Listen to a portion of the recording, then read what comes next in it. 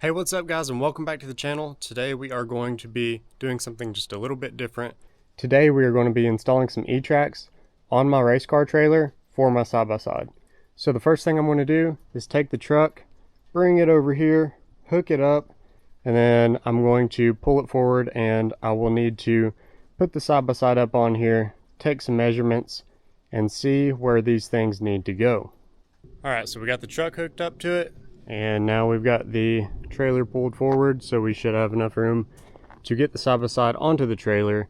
Now this is not the most ideal scenario, considering it's kind of going downhill, there's snow, and many different things that could play into factor. But usually what I'll do whenever I pull my side-by-side up is I put the center of my wheels really close to these hooks right here, and it seems to ride really well. However, now I do have 37s instead of 32s, so I will probably go back just a little bit, and then there should be some adjustability, or well, there will be plenty of adjustability on the track themselves to move it forward or back if needed. And then I will do that and measure on both sides, mark it, and then go ahead and install them. Why should you upgrade to the E-track system?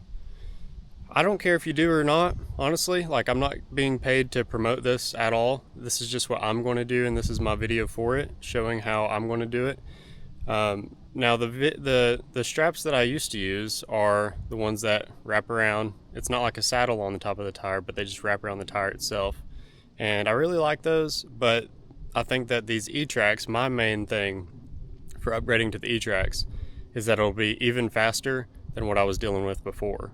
And what I was dealing with before is still so much faster than actually using, there's just a traditional ratchet strap. It just takes too long. There's too much stuff to mess with, all the extra slack and everything else. So I think that this will be a really good solution to making things as easy as possible, and as convenient as possible, and also as clean as possible. So we'll see. So I do have my tools here. I've got my new E-track straps. And these are Rhino brand, Rhino USA. They're not a paid sponsorship of any kind. I paid for them with my own money. Something that I didn't think about whenever I put the razor on 37s was the width that I'm actually working with, because the width of the wheels and the tires also changed in the machine. So from this inside piece to that inside piece is 79, and that's exactly how wide my machine is now. And I can't go, although the whole thing is 82, I can't actually go more than 79 because of the spare tire carrier right there that takes up that extra 1.5 inches on this side. There's nothing on that side blocking it, but you know, just keep that in mind when you do your wheels on your side-by-side.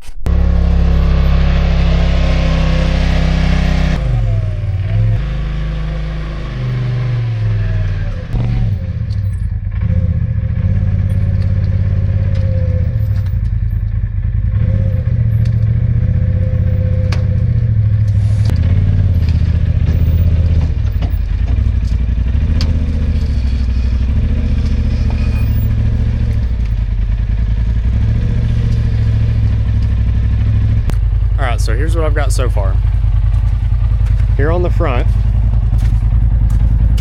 measuring from this inside lip, 1 inch, 2, 3, 4, 5, all the way up to 8. The center of the tire is most likely going to be lining up with 6 pretty well, so I'll probably put the center of the rack right at 6 so that it lines up in the center of the tire. The machine is currently scooted over to the right just a hair more than it is to the left. So I'll have to keep that in mind. I'll just do the 6 and it should work out just fine. Then I measured essentially the center of the wheel right here, straight down, and this is 26.25. And I also was measuring off of here, which is 2 inches off of here. These were off just a little bit, so I went all the way to the edge, and it's about an 1/8 inch more accurate of an estimate to go to the very end.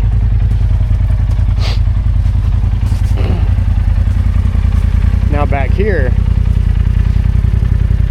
this this center line, I measured from the inside of this pocket hole to that center line, and then I went and did the other side and realized that these pocket holes are not lined up really even close at all. It's like 3/4 of an inch difference. So I double checked my work, and then I went from the edge, that corner right there, to the center, and I just did the exact same measurement on both sides. As far as spacing inwards goes, I'll do exactly what is on the front. Here it is in a very rough place here, you know, center line lined up somewhat with this and then somewhat with that line up there.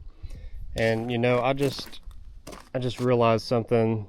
I got the 2-foot instead of the 4-foot, and I thought that I ordered the 4-footers, but I only ordered the 2-footers. Now, could this work? Yes.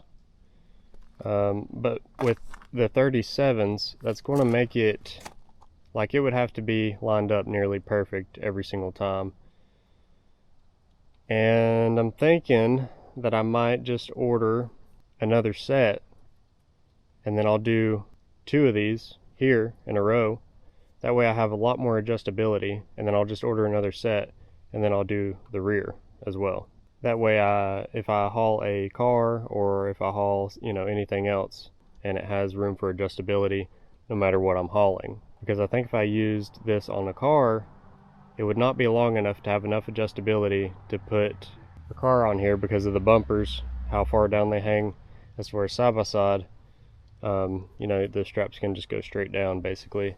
So yeah, my mistake, but I think I'll do it that way and learn from my mistake, and you all can order 4-footers instead of 2-footers if you wish to do the same thing. So here's what I've landed on. I've gone from here to here, which is 7 inches. My tire is 11 inches wide, and my tire sits right on the edge. So half of 11 is 5.5. So this is 5.5 from this side, or this edge, to right here. So this should land exactly in the center of my tire if I can pull the thing up on the trailer perfectly straight every single time. The trailer is not, you know, perfectly straight. I'll be doing this right here and just making it as straight as I possibly can.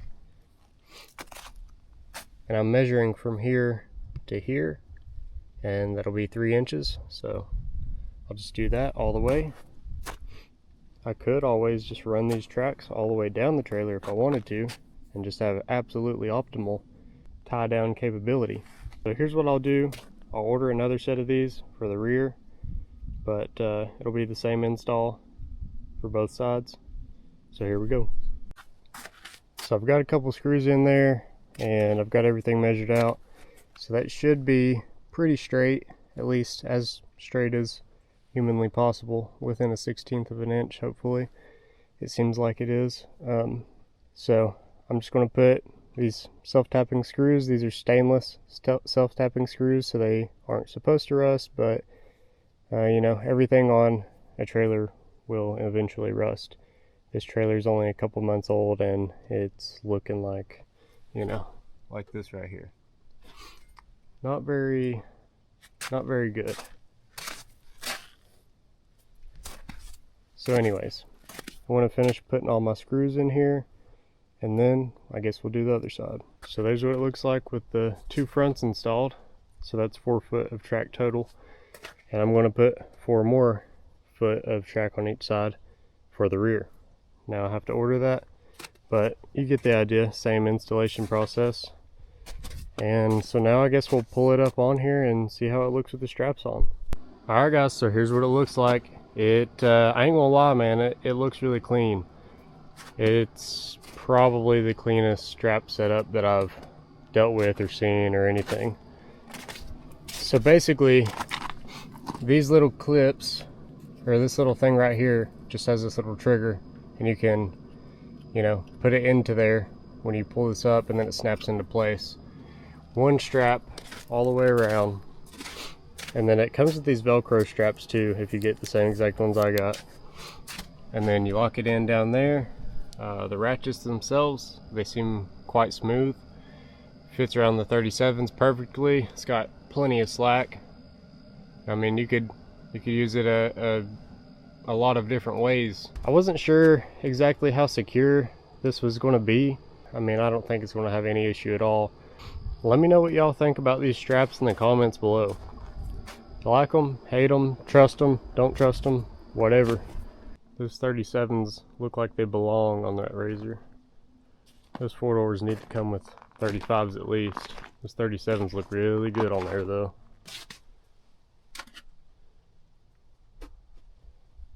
Aggressive. Alright guys, so that pretty much wraps it up for this video. Let me know what you think down below in the comments. If you have any questions or anything like that at all, just let me know. I'll do my best to get to you and answer you. Me personally, I'm pretty excited about this setup. I think it will save me a lot of time, aggravation, and it looks clean. So make sure you like, subscribe, and share the video, please. It really helps a lot. And let me know if there's any other videos that you want me to make. Thanks for watching. We'll see you in the next video.